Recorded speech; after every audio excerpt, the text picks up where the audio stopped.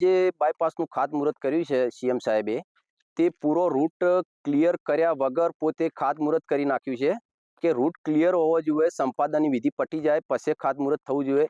પણ આ લોકોએ આમને કાયદા કાનૂન કશું કોઈ નડતું છે નહીં. આ ગોળીને પી જવાવાળા બધા છે, સરકાર જ પોતે.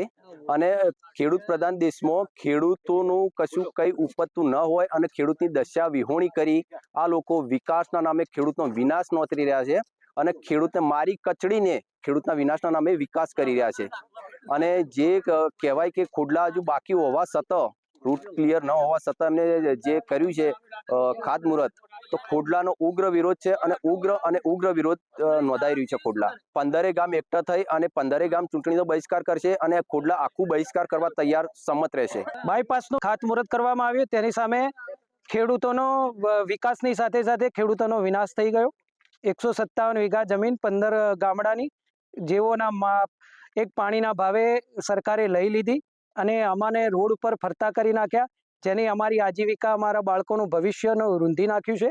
અને આ ગઈકાલે બાયપાસના ખાતમુહૂર્તમાં અમને નજરકેદ કરવામાં આવ્યા, જાણે અમે કોઈ આતંકવાદી ના હોય એ રીતનું અમારી સાથે પોલીસ પ્રશાસન દ્વારા કામગીરી કરવામાં આવી.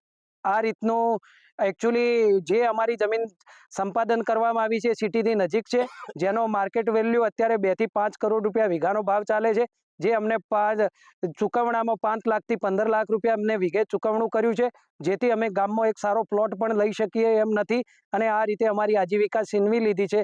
અમે સરકાર તથા સરકારી તંત્ર અને સરકારી નેતાઓને અમે જઈને વારંવાર રજૂઆત કરી કે તમે વિકાસની કામની સાથે સાથે અમારા ખેડૂતોનું થોડું વિચારી અને અમારી આજીવિકા છીનવાય ના તે પ્રમાણે તમે માર્કેટ પ્રાઇસ અમને ચૂકવો. પણ એ પણ સરકારી જંત્રી પ્રમાણે અમને પૈસા ચૂકવી અને એ લોકોએ દમનગીરી કરી અને કે એવોર્ડ જમીન કરી દીધી અને આ રીતે અમને બેકાર કરી દીધા છે. અને અમારા આવતી પેઢીનું ભવિષ્યનું શું, બધા રખડી પડ્યા છે એવી પોઝિશન અત્યારે અમારા ખેડૂતોની હાલત બની છે. જે અમારા ખેડૂતની જમીનનું જંત્રી પ્રમાણે કેવી રીતે ચૂકવણું થઈ શકે, પણ જે માર્કેટ વેલ્યુથી અમને 5% 2% એવા રૂપિયા ચૂકવી અને અમને એમની સિસ્ટમ પ્રમાણે જે કરવાનું આવે એ રીતે જમીન એવોર્ડ કરી દીધી અને કામગીરી ચાલુ કરી દીધી છે.